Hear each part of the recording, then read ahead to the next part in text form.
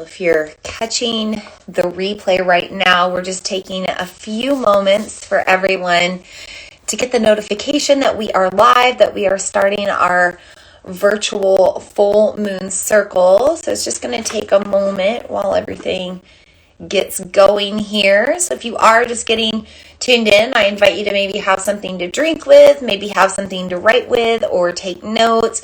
Really just make yourself comfortable. We're here to just gather in community, be comfortable with one another, share with each other in the comments, and just share our energy underneath this lunar blood moon.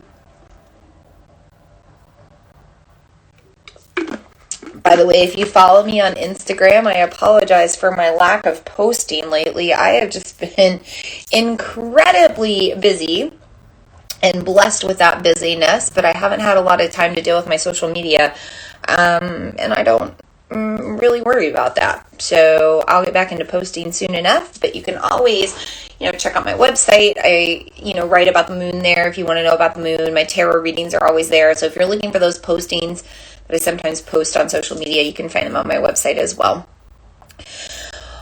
Okay, so I think we will go ahead and get started. People will filter in as they are ready, but for now, I always want to start with some deep breathings. I'm going to have you find a place where you can get a nice tall spine, whether you're seated or standing or lying on the ground. Just get that nice tall spine, and whenever you're ready, take a deep breath in through your nose, out through your mouth.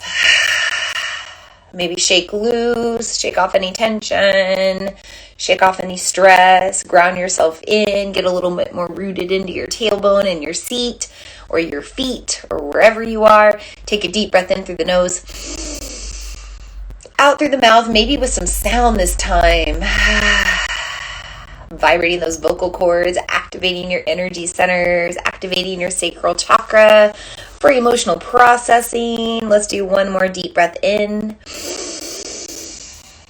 and out, really cleansing, shaking out, letting loose, grounding in.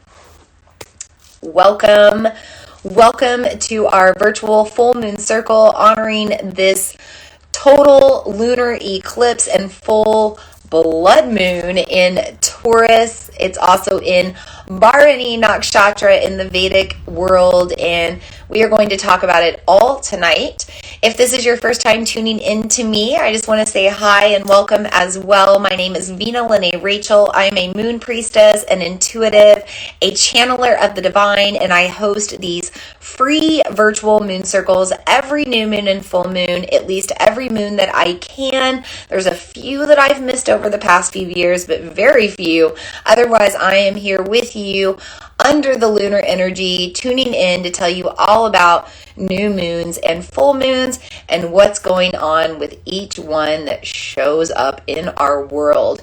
So I've been dealing with the moon, working with the moon, studying the moon for about 10 years, maybe a little bit longer now. I've been into the world of astrology pretty much my whole life, and I've been in the world of Vedic astrology for the past, maybe 3 to 5 years. So tuning into the moon and stars is something that I've been doing for a long time, and I've just gotten to a point that I want to start sharing all of the information with you. There was a point in my life when I didn't know anything about the new moon or the full moon, but I had this curiosity about it. I had a curiosity about astrology and learning more, and it took me tuning into other moon circles like this one I'm hosting now to learn about what was going on. So now here I am doing the same for you, completing that cycle or passing on that cycle to the next round of, people who are ready to learn. So tonight we are going to talk about the full moon. We'll talk about what that means. We'll talk about it being a lunar eclipse, a total lunar eclipse, the difference between the two. We'll talk about this moon being underneath the influence of Taurus in Western or tropical astrology, tropical zodiac. We'll also talk about this moon being in Bharani Nakshatra in Vedic astrology.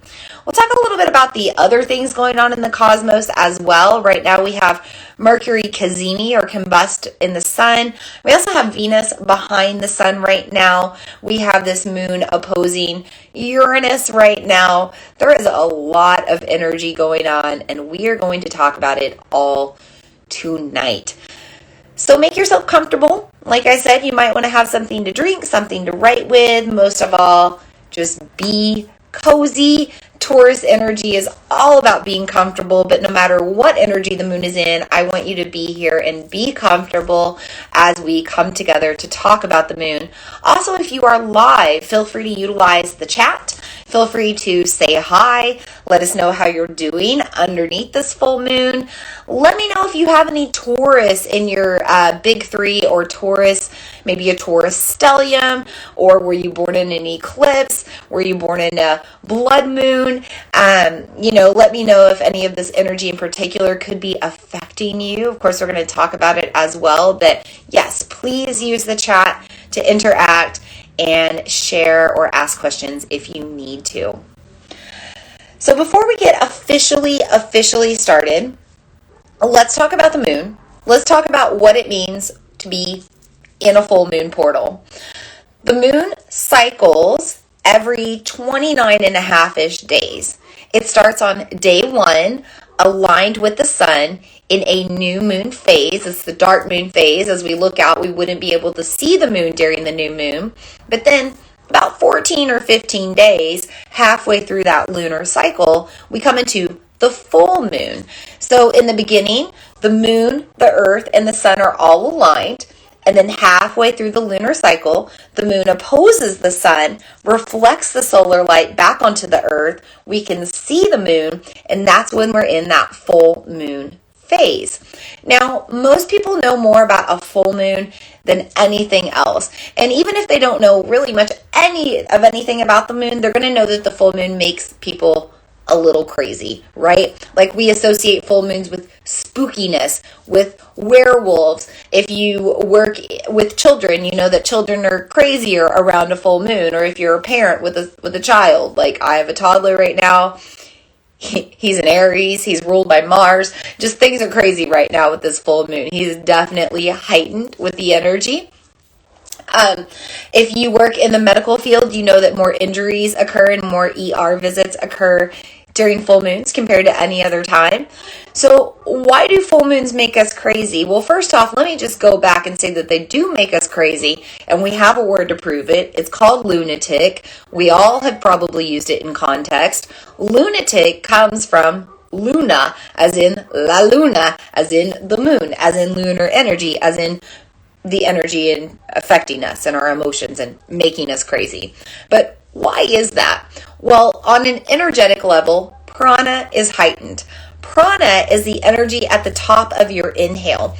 It's life force energy. So imagine yourself just inhaling more than you exhale over and over and over again, kind of like a hyperventilation. Eventually you get dizzy or overwhelmed with your energy. You could even pass out, okay?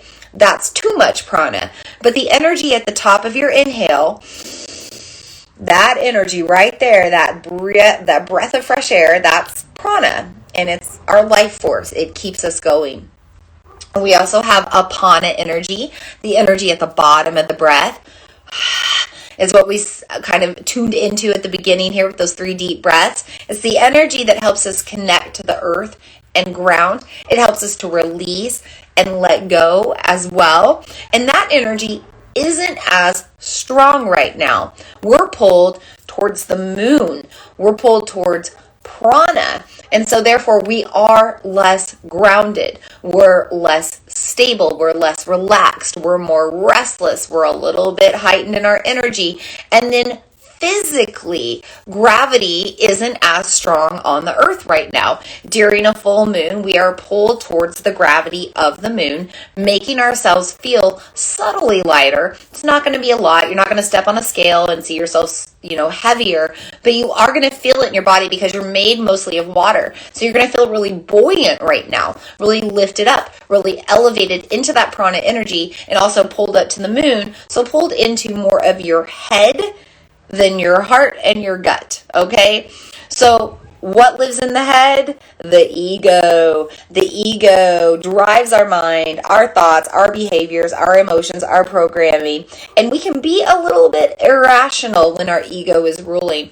Also, when we have heightened prana, we can have an irrational mind. So we aren't grounded. We're not paying attention. We're not making sound decisions. We're not being logical. And that's why things get a little crazy. Also, our balance is simply off. We are not grounded into the earth as well as we should be, or as strongly as what we're used to.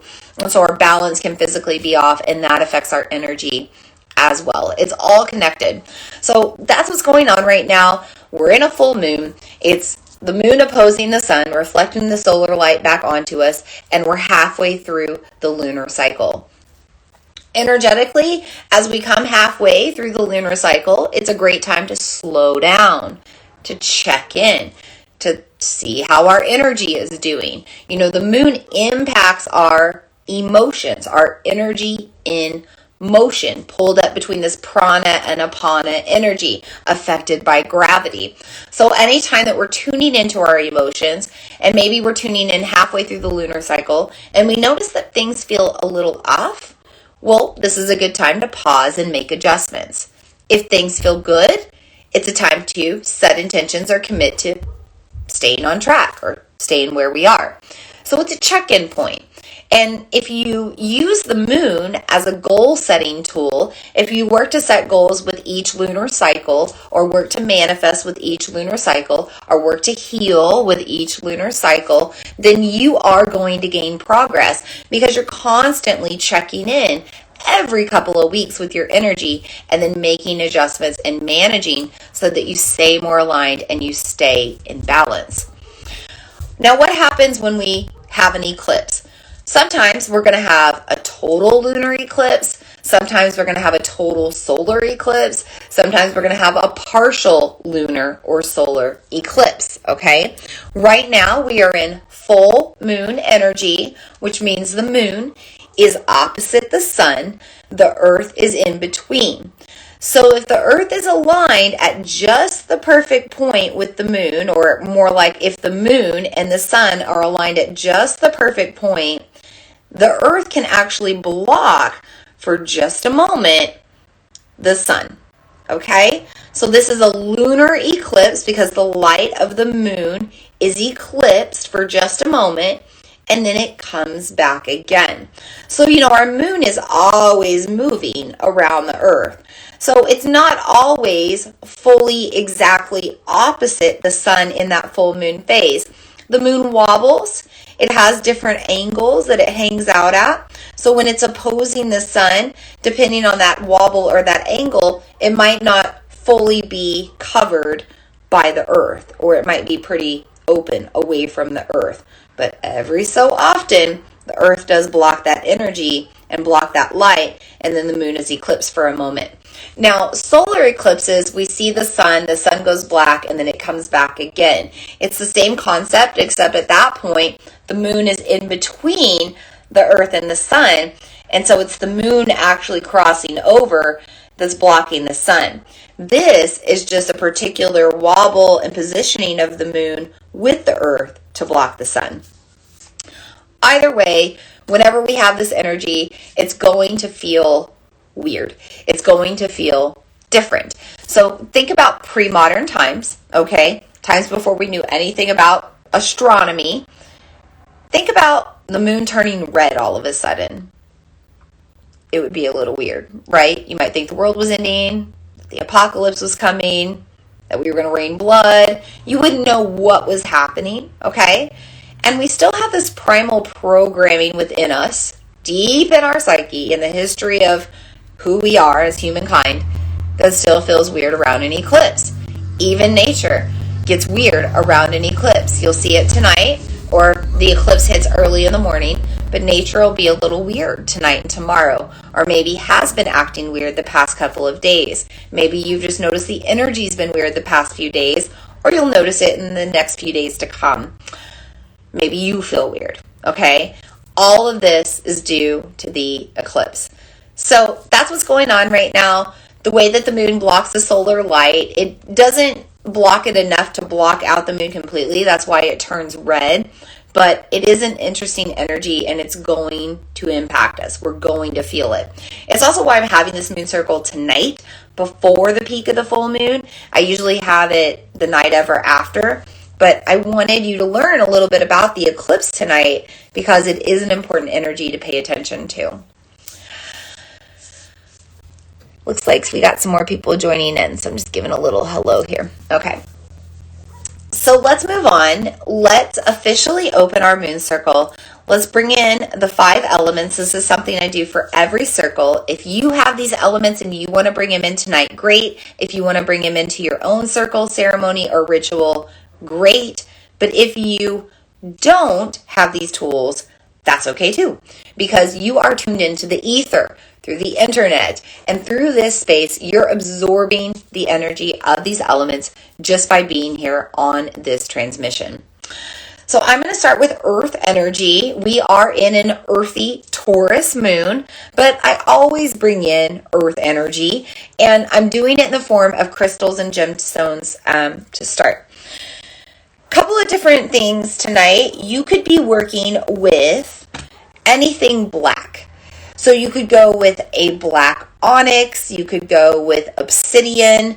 I have a really beautiful black moonstone sphere, so kind of representing that black or that eclipsed moon, that black moon energy. You can see how shiny that is as well. I've got my ring light reflecting, but maybe if I turn it off to the side here, that's still going to reflect.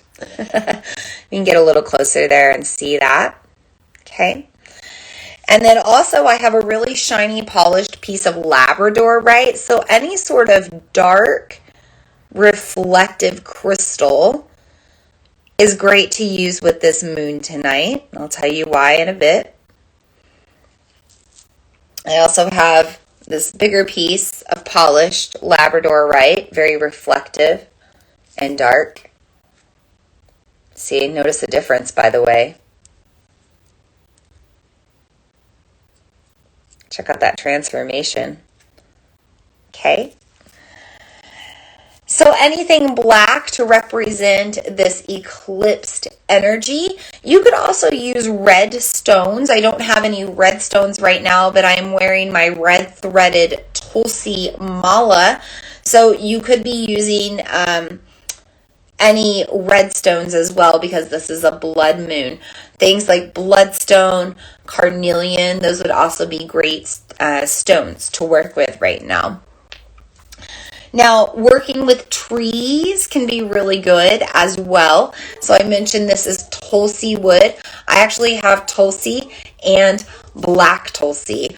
So I have both holy basil wood. This is a very protective wood. Working with trees in general right now can be very grounding during this eclipse shaky full moon. It can help you connect to earth energy because of Taurus. I gotta clear my throat, guys. Sorry. I'm going to fight it if I don't. There we go. Okay, so we are, wanting these protective energies to help ground, but also tree oils and tree in any form or fashion can help ground you as well. I'm getting a little bit ahead of myself. Sorry, guys. So Tulsi can be good to work with as well, or any sort of tree energy. If you wanted to connect to the earth and you didn't have these tools, just go out and get a piece of bark from a tree that's fallen, or the leaves that have fallen on the ground, or a stick that's fallen on the ground. You could go get dirt from the ground. You can get literal earth. There are many easy ways to connect to these energies as well. You don't have to have like crystals, gemstones, malas, etc. Moving on, I'm also bringing in the earth energy of pine smudge, okay? So you always probably want to have some sort of smudgy material during a full moon. This is a portal of release. It's a time to cleanse and purify. It's a great time to release anything that doesn't serve in your spaces. So step stagnant energy, negative energy, spirits, energy vampires. I mean, really just anything that's an impurity to the energy of the air or your surroundings. You can smudge that energy and get rid of it. So pine sage is connecting us to those tree energies, grounding us in, but also pine sage is very cleansing, very powerful, really good for respiratory support as well. You know, we're connecting to prana, to the energy of the breath. So we want to have clean air to breathe, pure air to breathe. So I'm combining this earth element with the element of fire. So we're bringing in our second element now. There we go. It's starting to catch on fire now. And you can see the smoke given off. That is our third element, the element of air or wind or smoke. Now, if you didn't have smudging materials, you could have feathers to represent air. You could use your breath, okay? We're using prana energy tonight with this moon, so the breath is good too. So it's actually not gonna, I'll burn it one more time just to be sure. My spaces are pretty clear right now. I've really cleaned up here in my office where I'm transmitting to you from as well. But I do want to have enough smoke here just to take this behind me in a counterclockwise direction and behind you in a counterclockwise direction in the tech that we're using. And then just let that continue to go. It's already starting to burn out again. Wow. So the smoke is always an indicator of the energy, right? Number one, the fact that the smoke is not burning very heavily tonight, it is telling me that energy is pretty pure and clear and good here. Also, the fact that it's not burning really when I bring it to you, not that much, it's telling me that your energy is good and clear and pure. So good for all of us for taking care of our energies. So moving on to our fourth element, the element of water. Of course, you could always have just some water to drink. Maybe, like I've got some green tea here. Maybe you have some detox tea or water. This is a good time to connect to purifying your body and cleansing your body as well, especially because we just got past like the sugar rush of Halloween. We're going into the sugar rush of the holidays, like the pies and the cookies, and just like indulging. Alcohol even is sugar too. All these things that we indulge in right now. So this might be a good time to just pause during this eclipse full moon, release those attachments to those unhealthy things you're consuming, maybe purify with just some extra water, extra hydration, or maybe you're actually doing a detox or drinking some sort of tea. Now, you could also bring in the energy of water with moon water if you want to completely reset. So this is important. So people typically ask me, like, is this a good moon to charge water under? Most full moons are great for charging moon water under, or setting your crystals out under to charge, or any of your metaphysical tools. Good for you to get out under the moon and soak up the lunar rays, right?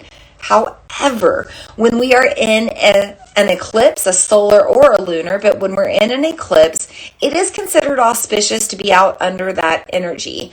So this full moon eclipse will peak around 5 a.m. Central Time, but really between those hours of like 4 to 5:30, that time of 4 to 5:30 in the morning Central Time, you probably don't want to be outside if you don't have to be. Lunar energy cleanses and releases and charges depending on what you're using it for.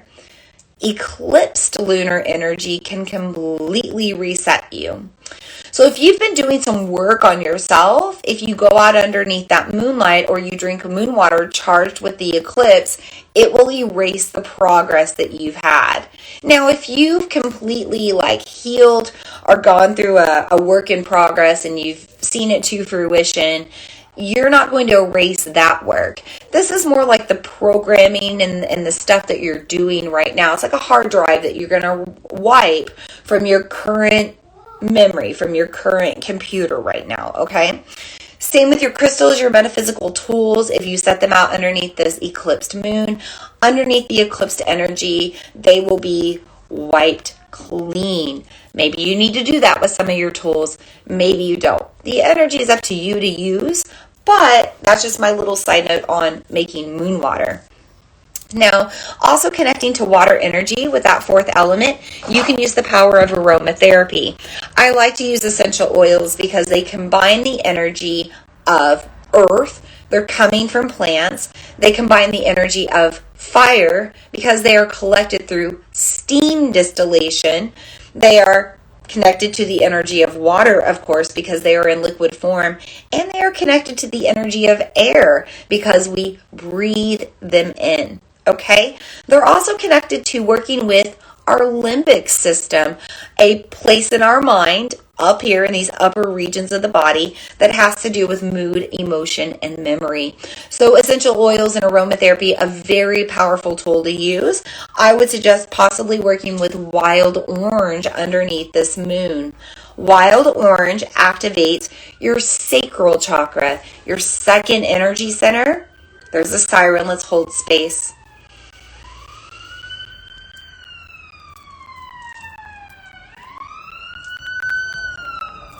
Sending a little Reiki.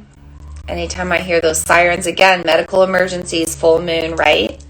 Just sending a little Reiki for protection, clearing the way, safety, hoping that all is well. And so it is, and so it will be. Using wild orange. Wild orange activates your sacral chakra. This is a space where you have your hobbies, your interests, your sense of pleasure, your feminine energy, and your place of emotional processing. All great things to be working with underneath this moon. This moon is also in Bharani Nakshatra in Vedic astrology, represented by the womb space, literally the second chakra. So to work with that orange energy center, use some wild orange. You can smell it. You could throw it in your bath. You could put a couple of drops in your water or your tea. Lots of ways to use wild orange. If you don't have the oil, wild orange oil is connected from the rind of the orange. So you could take just oranges and you can collect the rinds and you could throw them in some water and boil that. And you're going to get that orange essence as well. Or you could eat an orange, taking in the liquid of the orange. So you're connecting to that water orange energy, right? Or any citrus liquid, by the way. But orange in particular will activate your second energy center, help your creative energy to flow. The other essential oil I would suggest working with is Palmarosa. If you have it, Palmarosa, just like it sounds, Palmarosa. I'm just going to suggest smelling it or diffusing it, but it is a beautiful oil to also connect to fertility, creation, sacral chakra energy as well, but grounds you into that process. So Taurus energy is fertile energy. Bharani Nakshatra energy is fertile energy. Maybe that means towards conception of a child. Maybe that means towards conception of whatever you want to bring into the world, right? We're co-creative beings in a co-creative reality, and we're in a very co-creative energy right now during this eclipsed moon. So feel free to freshen up your spaces with Palmarosa or breathe that in to activate creative, fertile flow. Finally, we have our fifth element. I already mentioned it. It's the ether. It's the internet. It's the space we're transmitting through right now, whether you're connecting live or through the replay, through video or audio. We are connected through the ether. It is a space of communication that withstands time and moves beyond physical material dimension. That's why you can absorb all of the energy of these elements I'm bringing into the circle tonight, whether you have them or not. It's why the energy of this transmission will become more enhanced as time goes on and more people tune into it. This is why I do these circles in the ether online, because I prefer this type of energy that cultivates and grows as more energy connects to it. That's just not something that you're going to get live person to person. You're only going to get that in this ether space. So this is the fifth element that we bring into our circle tonight. And with that, I am going to transition into a short prayer, really bringing in the guides and guardians of the 5 directions. So feel free to join me in this prayer or simply listen in. I'm going to start by taking a deep breath.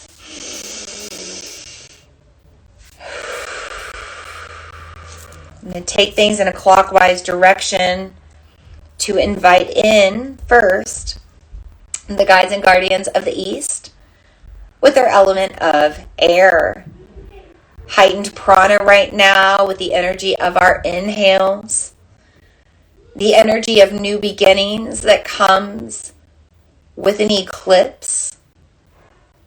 Every time we take a new breath in, it's a new start. It's creating new space in our body. And Vata energy, the energy of air, is so strong right now.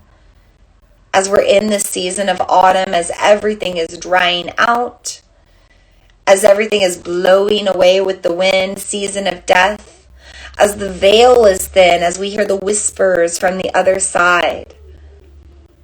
We respect the energy of air, and we thank the guides and guardians of this element for being in our circle tonight. We also invite in the guides and guardians of the element of fire and of the south. Transformative energy, always heightened. Fire energy heightened with full moons, helping us to release and burn away what doesn't serve.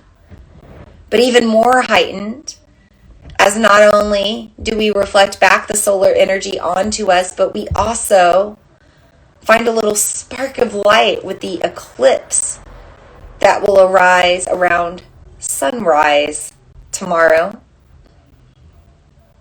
Anytime we have that spark of fire, it can ignite great change. And so we invite in the fires of transformation, and we thank the fire and the guides and guardians of the South for being in our circle tonight. We also invite in the guides and guardians of the West with their element of water to purify and cleanse us and wash away what we need to open up and undam and release. Water is represented by emotion. It's represented by our sacral chakra. This energy is very fertile and present and exalted right now. Underneath this eclipsed moon in Bharani Nakshatra, underneath the energy of Venus combust by the sun. We are in an energy of deep feminine yin and creation and flow. And therefore, we thank the guides and guardians of water in the West for being in our circle tonight. We also invite in the guides and guardians of the North with their elements of earth, all of the magical elements that come from the earth that we've brought into our circle tonight. The energy of our earth ancestors, our relatives, the generations before us, the generations ahead of us.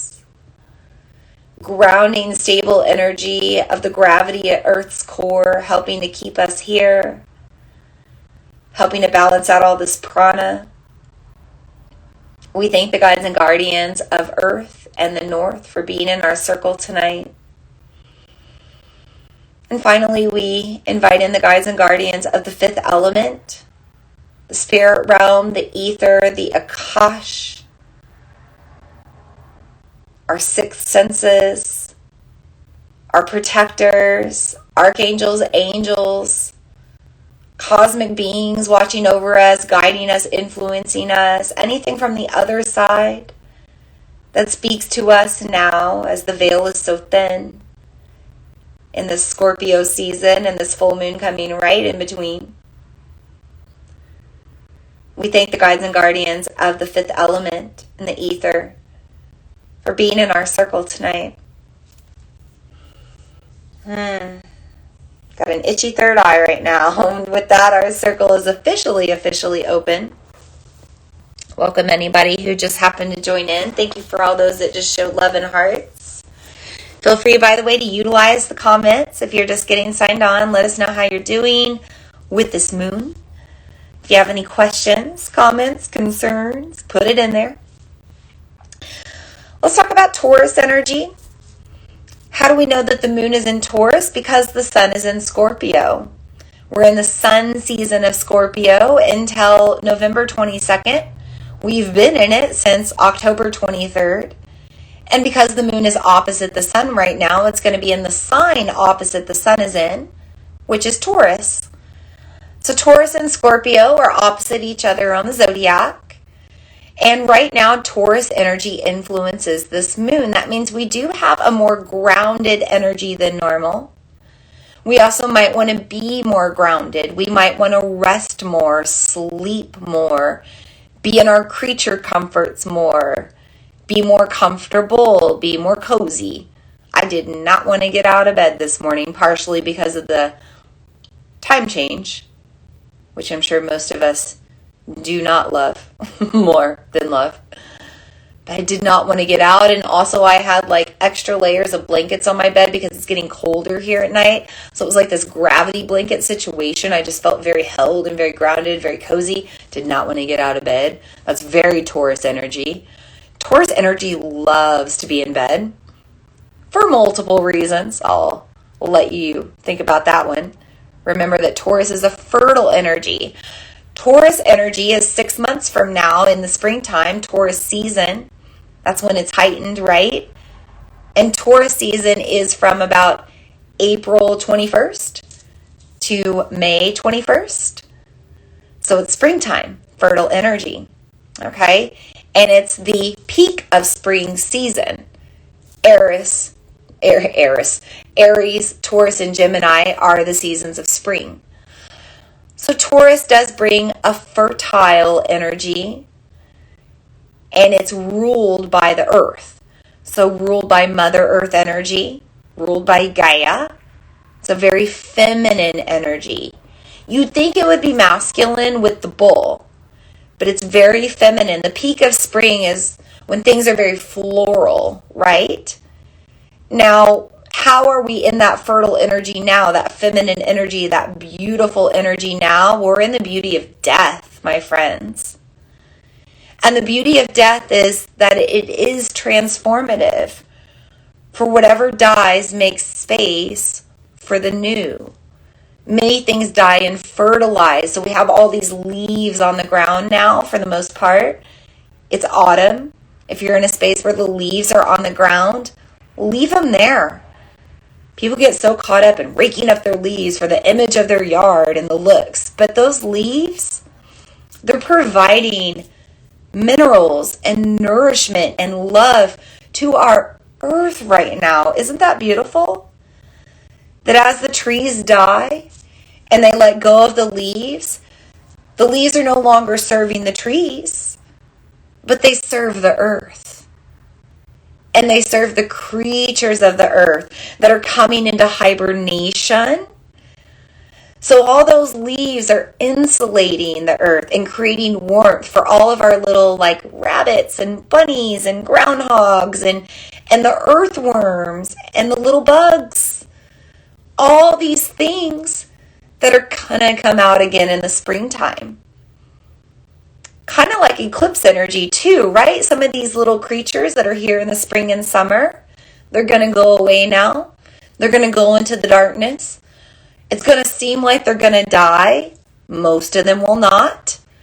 They're going to go into their hibernation. And then the sun will come out again. Springtime will come out again. And so will they. So let the leaves lie. They're nourishing the earth, right? But we can also think about these other things that we're planting into the earth right now, right? You might be planting for the spring. Planting bulbs, flower bulbs, right? Garlic bulbs. You might have a planting season right now. So yes, this is a time of fertility. This is a time of creativity. And this is a time of transformation through the process of life, death, and rebirth.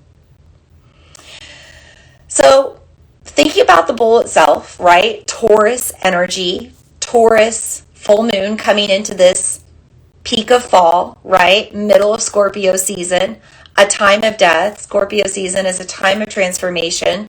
Scorpio season represents death. Taurus energy comes in and says, what can be useful right now for the near future? Well, what does the bull give off? The fertilizer. Yeah. So that shit don't serve them no more, right? That shit does not serve the bull anymore. He lets it go. It goes to the earth. It fertilizes the earth, applies nourishment, minerals, etc. And then what happens? All that shit turns into flowers and crops and produce and fruits and vegetables and food again for us to consume and turn into shit again and compost it again. Again, it's kind of a weird, ugly, beautiful cycle. And that's the energy we're in right now. Okay, my friends? Full moons are always a time of release. I mentioned this already. It's a halfway point between the lunar cycle. We're checking in. We're asking ourselves, what is holding us back? What is restricting our breath? What tension are we holding in our body? What is causing us stress? What is holding us back from joy and happiness? What is keeping us from being in our creative flow? What other emotions are blocked up in there, keeping us from creative, fertile flow, co-creating our life, believing in our abundance? What's blocking that? It's time to release it. Because it's all shit that doesn't serve us anymore, right? So we release it, we let it go, and we know that energy will always move on, be recycled. It's never going to be destroyed, it's just going to be recycled, but we don't need it anymore. So we let go of all of that stuff energetically so that we can make room for more to grow, we can make space for more peace, deeper breaths, and even more than that, more magic. More trust in our gifts and intuitions to rise up. But then we also let that other energy go and we don't worry about it anymore. Okay? Just like you plant the bulbs in the ground and then you kind of don't worry about them. You don't water them through the earth. The snow waters it. You don't fertilize during the winter. The leaves and the things that are dying fertilize it. Okay? And then what happens in the spring? It grows up again. So with this full moon in Taurus, release what doesn't serve. Trust that it will be tended to and taken care of and fertilized and watered and nourished by the universe. And then see what's going to happen on the other side. See what you made space for. See what grew out of that release. Now we go a little deeper because we're in an eclipse, okay? This is the last blood moon, last total lunar eclipse until 2025. Eclipses are an interesting time. They're an interesting energy. They're kind of like a fast forward portal, okay?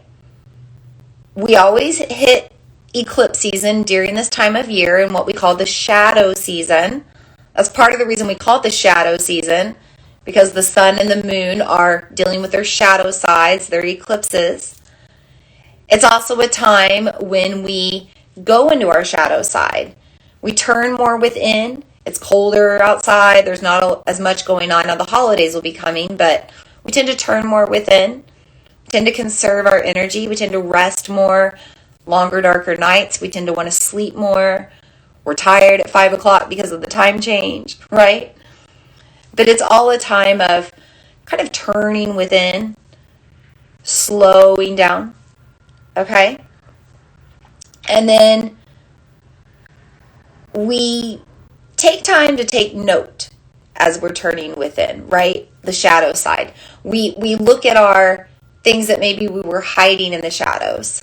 Memories, behaviors of our past, traumas, childhood stuff that starts rising up, okay? All that comes up out of the shadows because we need to surround it with light and love.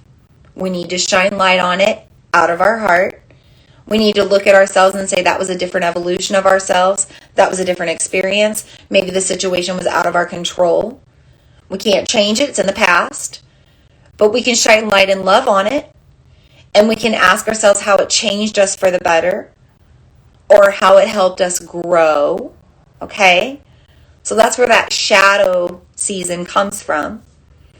But also when we're in this eclipse time, which always happens during the shadow season, we're given the opportunity to make space for what's next, because the other time we experience eclipse season is in the springtime.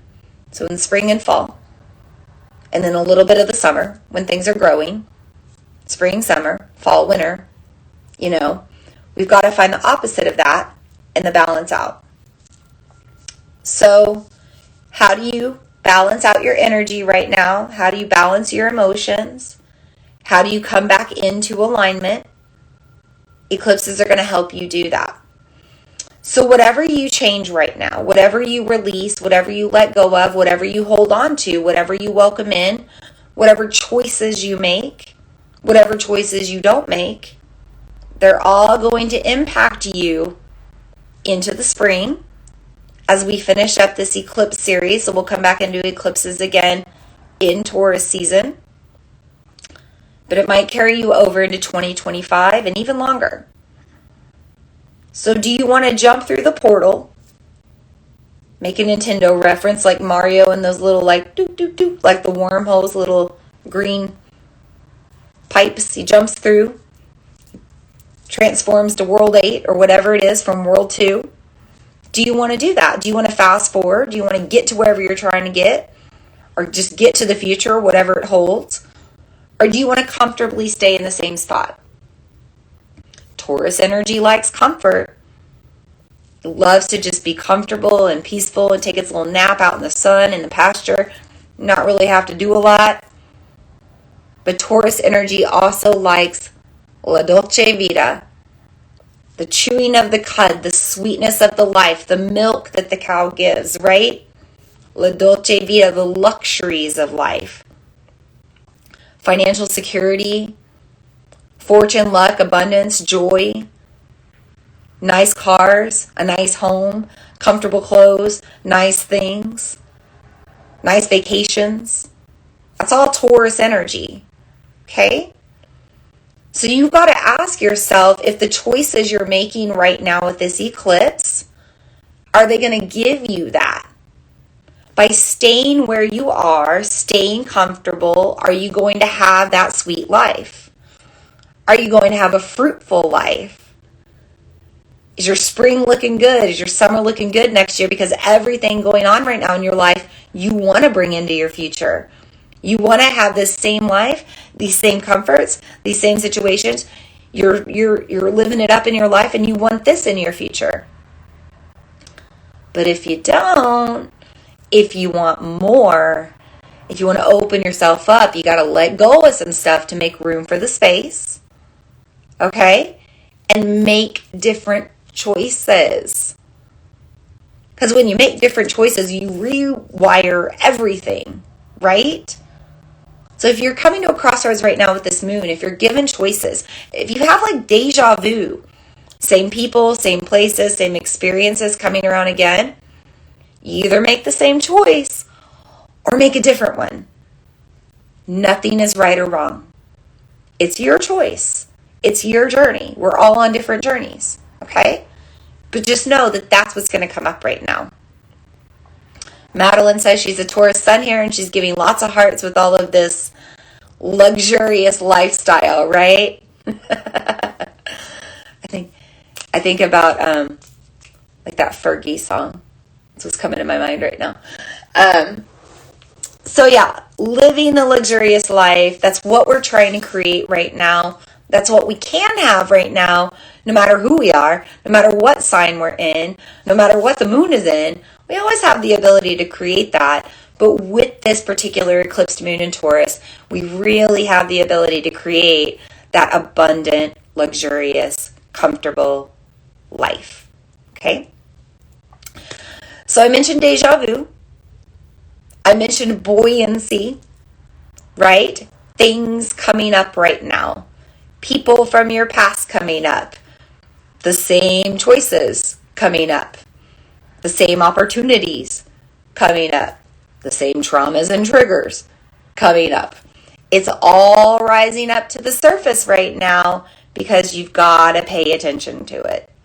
Okay? And if you don't pay attention to it with this eclipse, it's all going to go back down again. And then it's going to rise back up again in eclipse season in the spring. Or it's going to go back down again right now if you don't deal with it. And it's going to keep rising up and rising up and rising up through 2025. You decide what you want to keep coming back around again. Eclipses are an opportunity for you to shift your karma. I'm going to grab a quick drink of water. If you have anything you want to say in the comments, go ahead and do it now.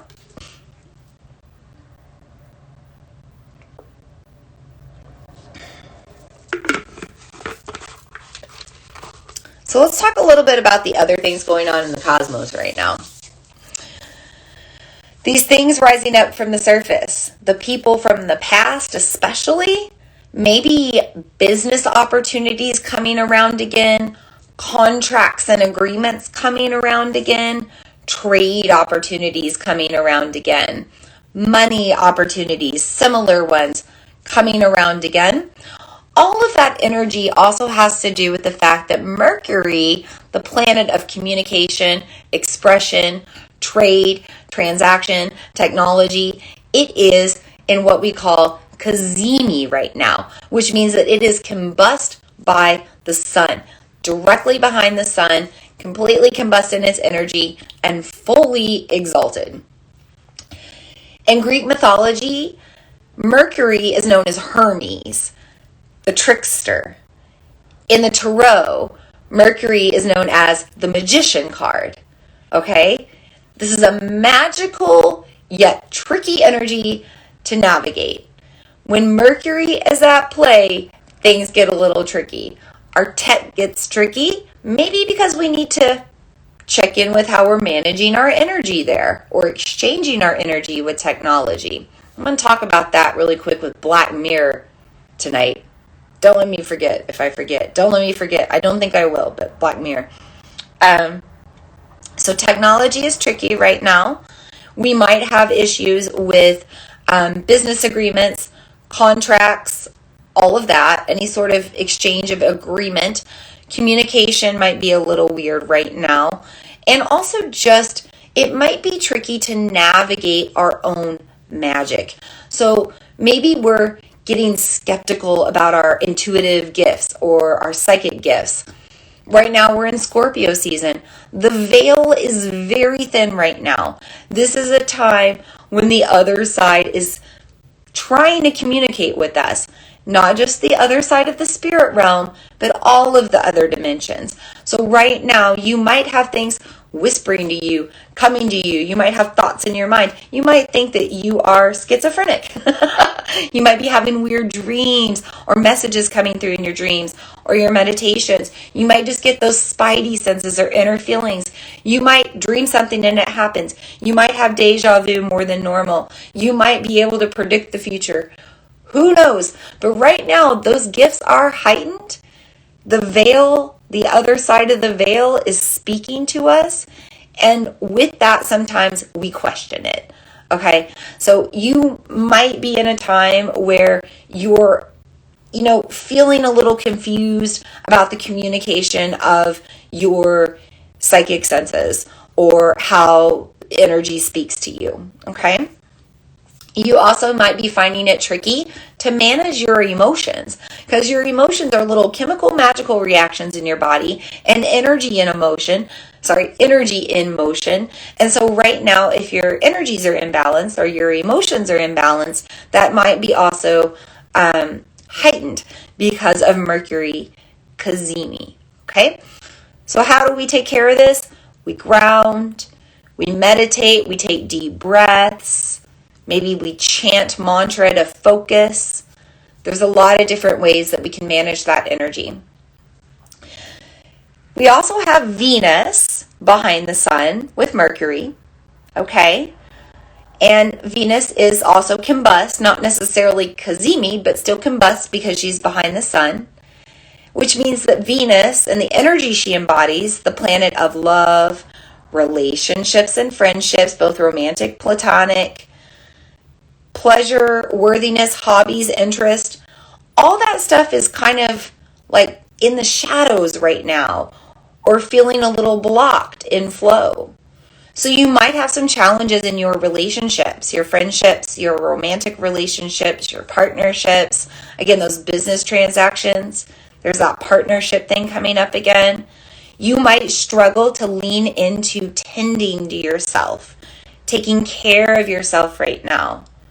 Why? Well, also because we're going into the holiday season. What happens in the holiday season? We think about everybody else. Put ourselves on the back burner. Venus is behind the sun.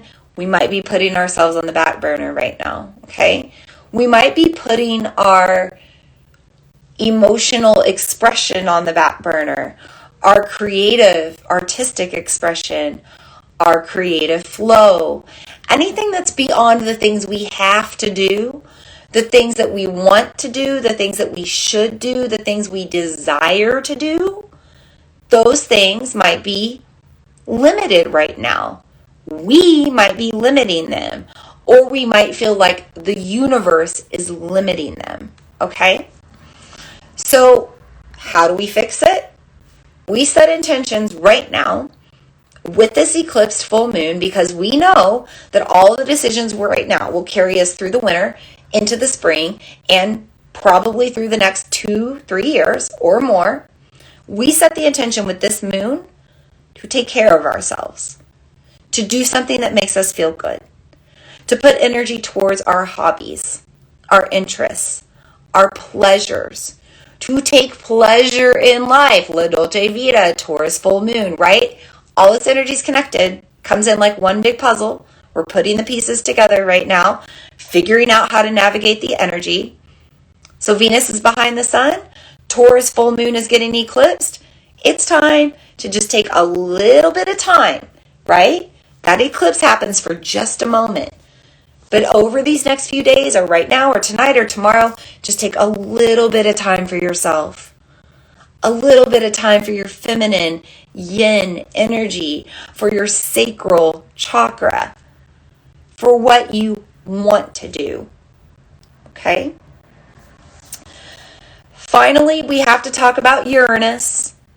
Uranus is opposing this moon. When we're in an opposition, we have conflict. Uranus is the planet of revolution and rebellion. The moon is feminine energy, currently in a very feminine state, grounded, trying to rest, trying to relax. And then we got the planet of revolution saying, anarchy. Right. And guess what else? This eclipsed blood moon falls on election day in North America, or in America. Things are a little wild right now.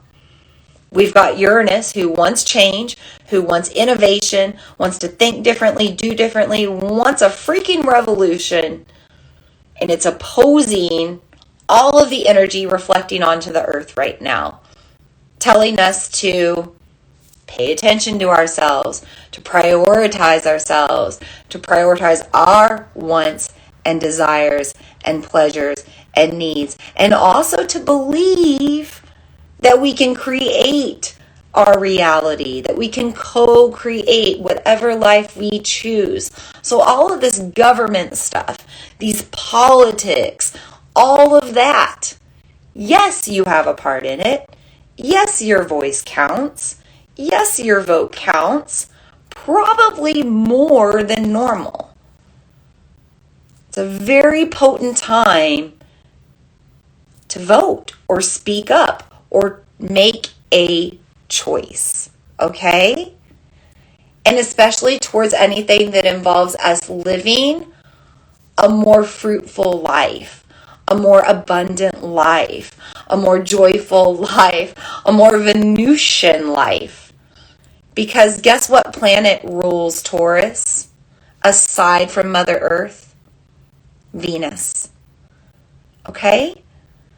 So Venus is behind the sun right now. We have to really think about our desires, wants, needs, pleasures. And then we have to believe that we can have that life with the actions and choices that we take with this eclipsed full moon. Do you see the energy coming together? It's different right now.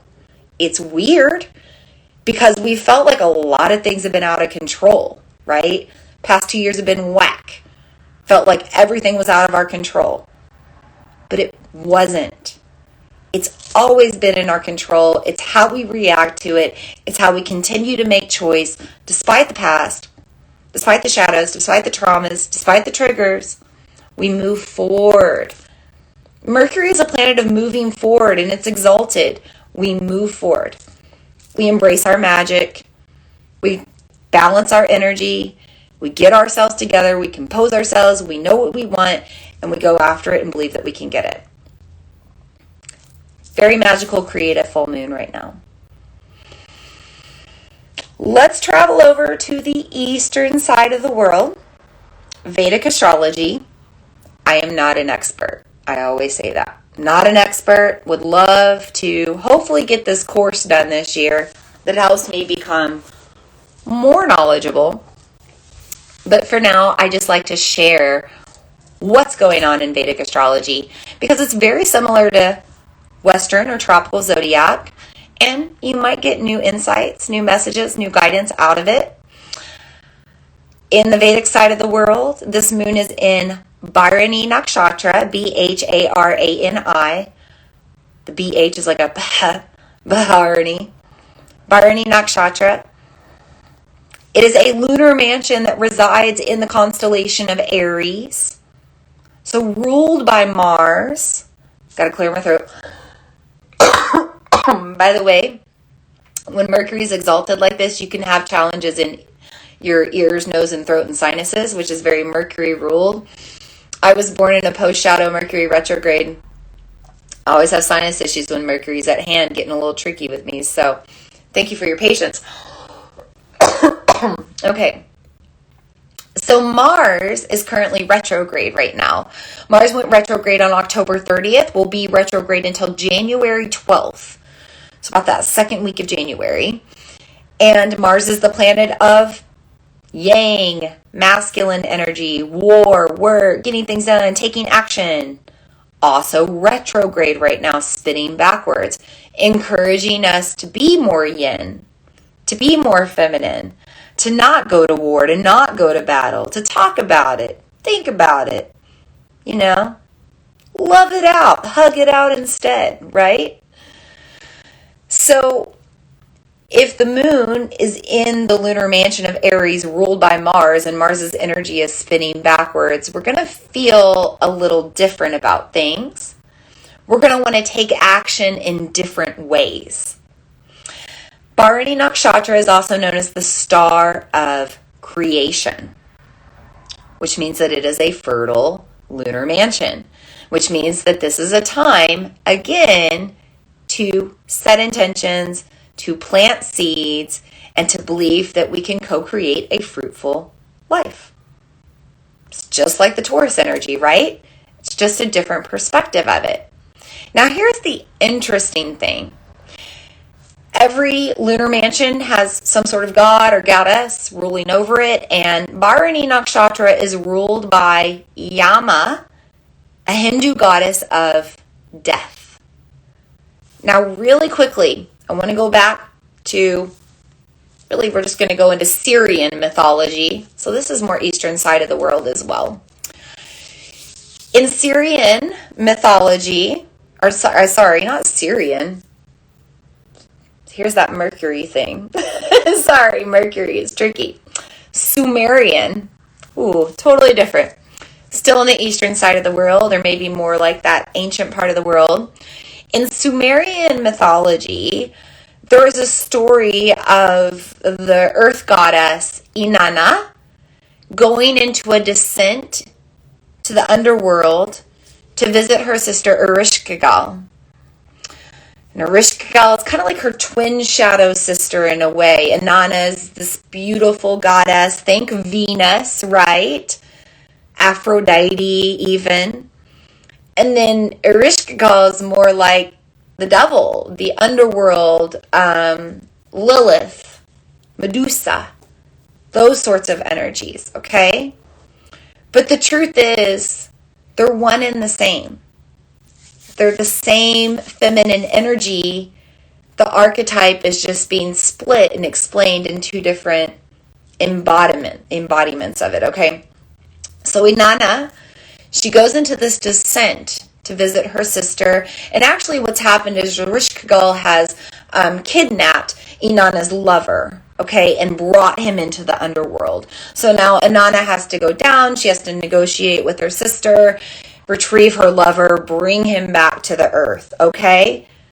This is an eclipse, right? This is the sun, the masculine energy getting taken away. It's connected to the lunar energy, the moon, the feminine energy. And then all of a sudden it's taken away, it's light, and then it comes back again. Okay?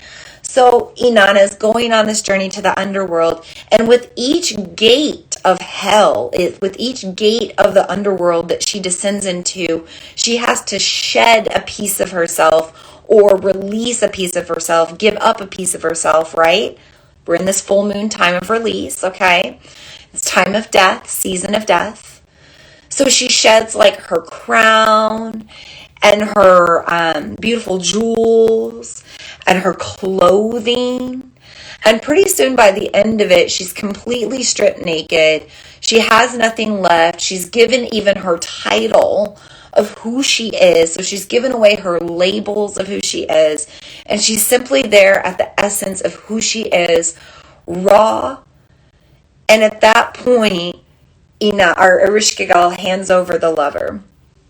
Because what truly happens is Inanna sheds all of these outer labels and these material things she's surrounded herself and defined herself with, and these labels that others have given her and society has given her. And she comes down to her most raw, true self, which in the beginning to her is very ugly and very horrid and very horrible to experience. It's those shadow sides of us. It's those behaviors and those things that we did in our past that we're not proud of, that we're shameful of, right?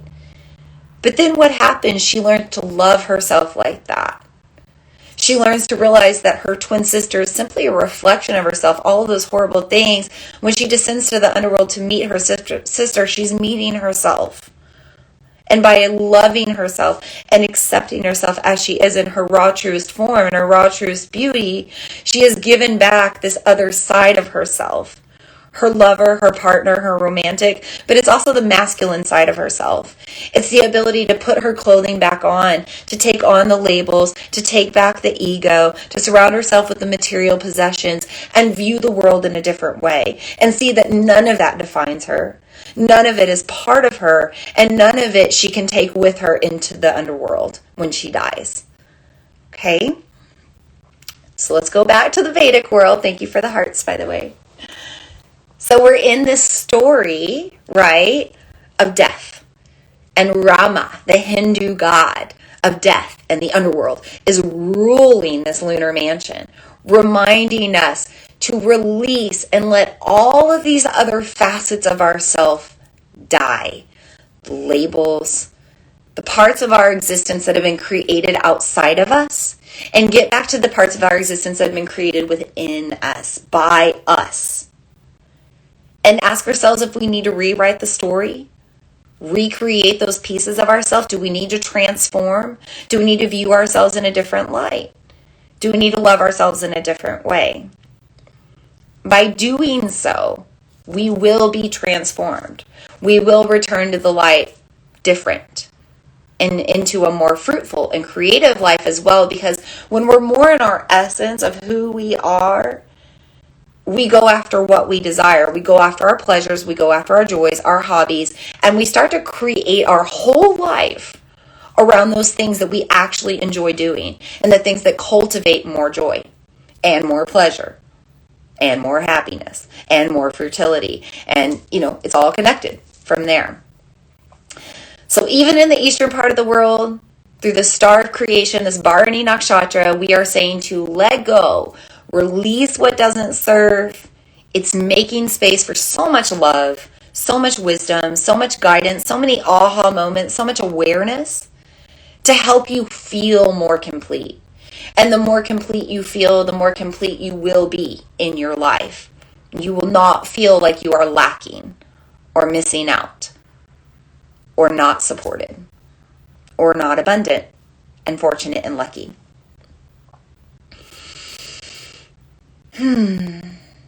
So before we do our tarot reading, I want us to do a little bit of a yogic practice, I guess. Don't worry, we're not going to move our bodies or stand on our heads. We're bringing in the power of mudra and mantra. So Bharani Nakshatra is actually represented by the yoni or the womb space.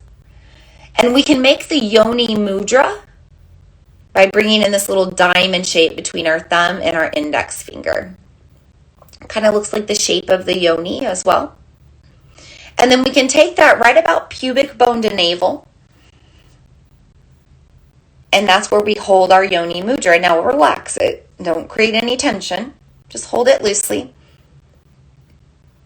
And I want to put this out here that if there are any men or anybody that doesn't identify as female on this transmission, guess what? You have a womb. You have an energetic womb, no matter how you identify with gender.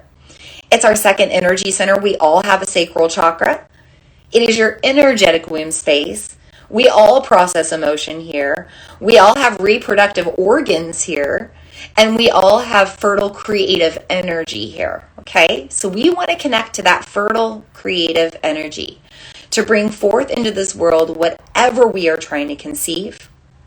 A fruitful life, a utopian society, a dream world where we do what we want to do every single day and we are financially supported for it. Can I get an aho, amen, and so it is? Yeah. Enhance that womb space with this mudra. Yoni mudra. Yoni is Sanskrit for womb. We can also bring in the bija mantra or seed mantra. We're planting seeds, right? Spiritual seeds, energetic seeds.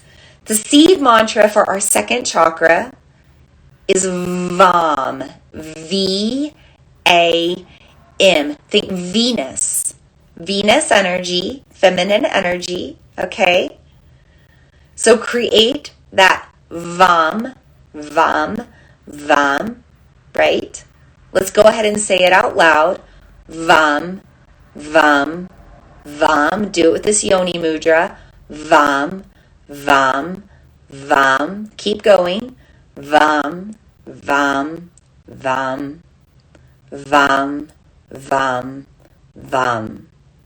Go ahead and relax. Ooh, feels warm in my womb. So our vocal cords in our throat look very similar to the inside of our vaginal canal and cervix for women. And when we vibrate the vocal cords, we vibrate the energies of the womb. Whether you have a vagina or cervix or not, you still have the womb space and you're vibrating that canal all the way down there. Okay? So feel free to use that mudra and that mantra during this time to help connect to your sacral chakra. I also want to bring in a little bonus practice, and this is something for you to do after our transmission, but this is a great divination tool during this moon. So during eclipses, we don't typically have our crystals out charging or our other woo because we don't want to reset the energy, right? So you might have more stuff inside than normal, and you might be wanting to practice divination using your crystals, using your runes, using your tarot cards. We have a tarot reading tonight. Using your crystals. I suggest working with reflective surfaces tonight. Dark, reflective surfaces. Okay, so I have these shiny pieces of labradorite, and I have this black moonstone sphere. Why dark reflective surfaces? Well, you can dive into the divination practice of scrying, not crying, scrying with an S.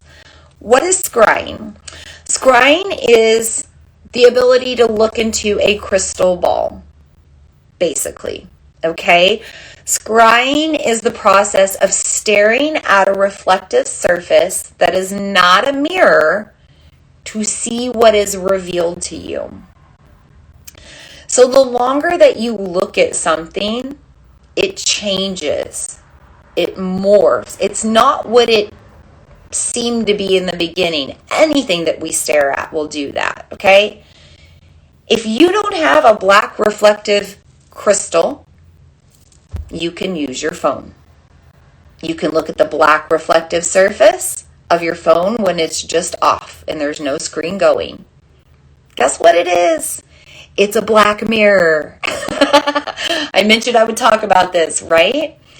So let's just back up really quick. Let's talk about eclipses. The choices that we make right now will determine how our energy is used and exchanged over the next few months into spring and also into 2025 and maybe beyond. This black mirror, this reflective surface, this phone, these laptops, these iPad screens, tablet screens, whatever it is, whatever you're looking at, when you take that surface and you fill it with some sort of transaction, transmission, some channeling, a channel, right? You're getting some sort of programming there. Okay? And you aren't always in control of that if you're just watching things and the commercials pop up or whatever it is, right?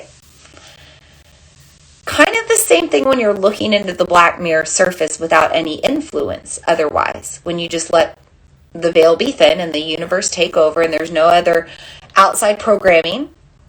When you look into these reflective surfaces, if you stare at them long enough, you'll see shapes, visions, messages, words.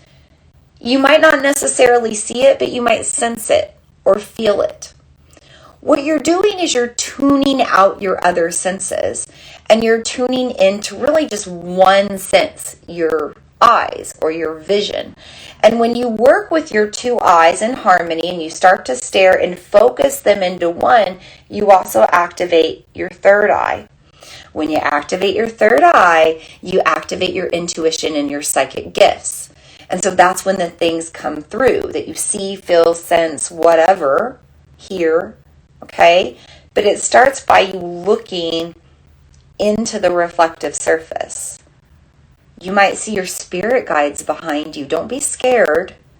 They're your protectors. We smudged. Energy's cleansed. And your energy was really good tonight when we smudged. So you know you're good. So you might see your spirit guides behind you. Oh, I just got to chill. I always get this feeling behind my right shoulder. So I know one of my spirit guides is here. And I can kind of see it here because there's like this light over the right side as I look into my crystal ball. You might see angels, archangels, protectors, ancestors, relatives. You might just feel different energy. You might see different colors, shapes, sacred geometry. There's so many things you can see when you practice scrying, but it's a good time to do it right now with the veil being thin, with you having more of your tools in than normal, with this eclipse energy kind of coming in and heightening our womb space, and that's where we kind of like enhance our psychic senses first, and then they come up into the third eye as well. So practice scrying if you're feeling like it. You might get some good messages or just have a really interesting experience. Okay, I'm going to grab a quick drink. We're about to come up on the end of our transmission here. I want to share the tarot reading that I pulled, or share the tarot cards that I pulled and do a little reading there. And then if we have any other questions or comments, we'll cover that. Then we will release our guides and guardians and we'll be done with our circle. I'm going to grab a drink. As I said, I'm going to take a deep breath and say a little prayer. And then we'll get going. I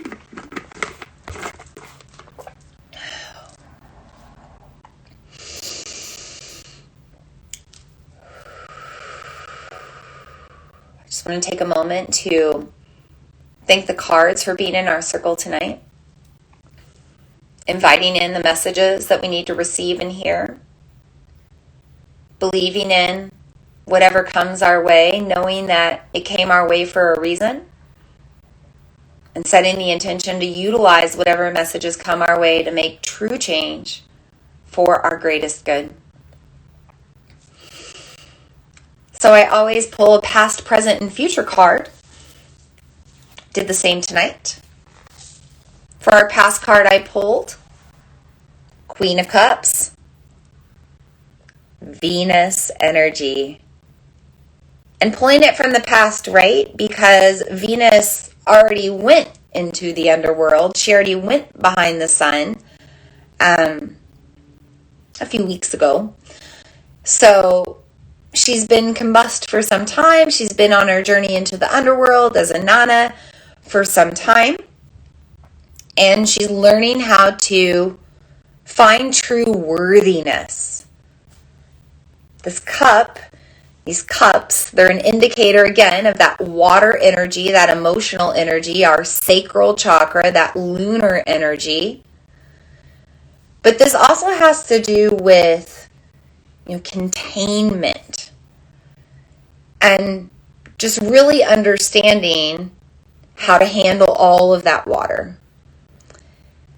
And learning how to believe that we are capable of handling all of that water and emotion and excitement and whatever else comes our way. Worthiness of pleasure, worthiness of emotional stability, worthiness of tending to ourselves when we need to, worthiness of speaking up and having our opinion matter. This is all this Queen of Cups energy that's getting exalted right now. Now also notice that she's surrounded by the red curtain. She's surrounded by her blood mysteries, okay? So this is a blood moon, total lunar eclipse. It's a time to be guided by our intuition and our inner wisdom and our inner knowings over the external. It's time to turn within instead of letting the universe or the external, letting society influence us instead. The Queen of Cups is very rational. She makes good decisions because she's sound, okay? So in order for us to make these good choices right now underneath this eclipsed portal during this eclipse season, in order for us to make the proper choice, we have to be of sound mind. We have to be taking care of ourselves. We have to be energetically balanced and aligned.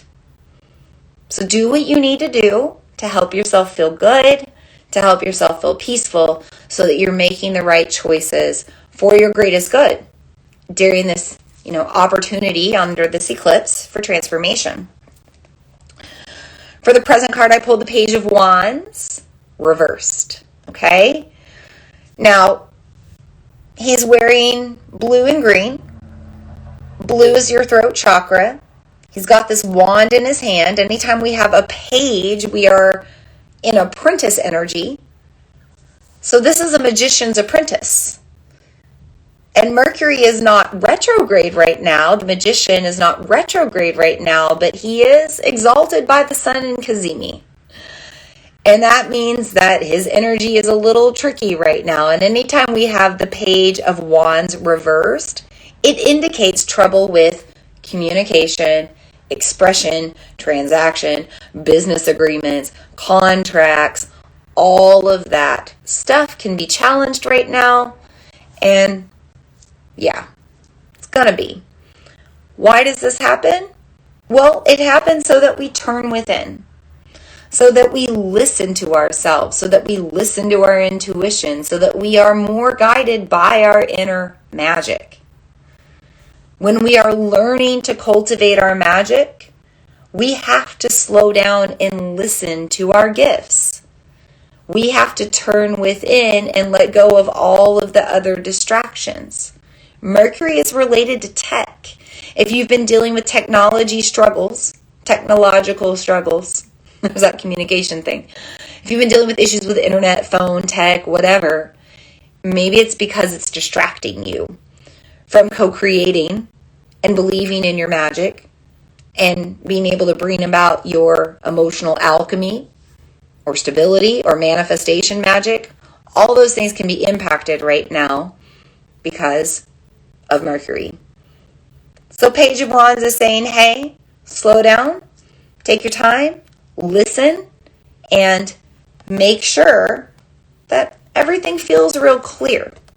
And if it doesn't, don't make a choice about it right now. For our future card, I have also reversed 7 of Pentacles. So anytime we have Pentacles, that represents fortune, abundance, luck, money even. When we have it reversed, maybe not so much. The number 7, 7 days of the week, 7 deadly sins, 7 chakras. This is basically saying that in our future, we're going to experience some struggle. Maybe we have to restructure our career or work week or how we balance our time Sunday to Sunday, Sunday to Monday, however you want to look at it, Sunday to Saturday. Maybe we need to pay attention to emotional balance because we can't find our joy and our gifts and our creative flow, sacral chakra, solar plexus, orange and yellow. We can't find that unless we're emotionally balanced, right, between all 7. Maybe we've got some shadow work to navigate with our 7 deadly sins. Maybe we learned to love all those facets of ourselves in the past before we spiritually evolved. That's going to take some deep work, but out of it we will find more light and we will find more love and we will find more worthiness and we will feel more complete. But we have to navigate it first. So the 7 of Pentacles says, yes, you might have some challenges on finances or fortune, or you might feel unlucky for a moment or for a while. But if you just ground in and keep doing the work, figure out how to manage your energy throughout the week, figure out how to balance your energetic centers, your chakras, your emotions, and figure out how to remember that you're always growing, right? This is 2nd energy center into 3rd energy center.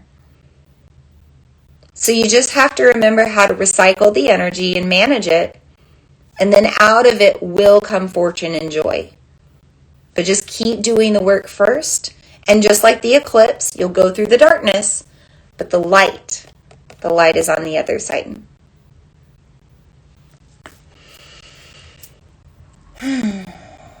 This is what I have for you tonight, Moon Sisters and Moon Brothers.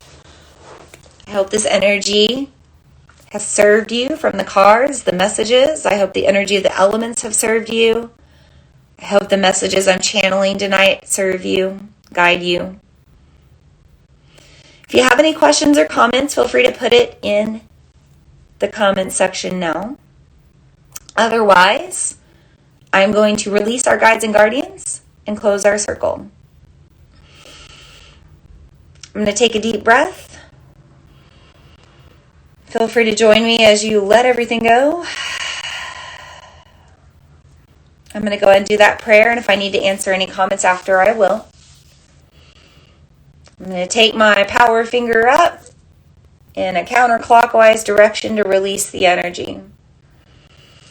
I'm going to start by releasing the guides and guardians of the 5th element, the spirit world, the ether, the Akash, dimensions, beings from the other sides. We thank you for the energy you bring into our circle tonight. You thank you for holding space for our circle to be here in the ether. Thank you for anything else that came through. We also release the guides and guardians of the north with their element of earth. We release our ancestors if they're ready to go. They can always stay, of course. We release any energetic elements of the earth that we no longer need to use.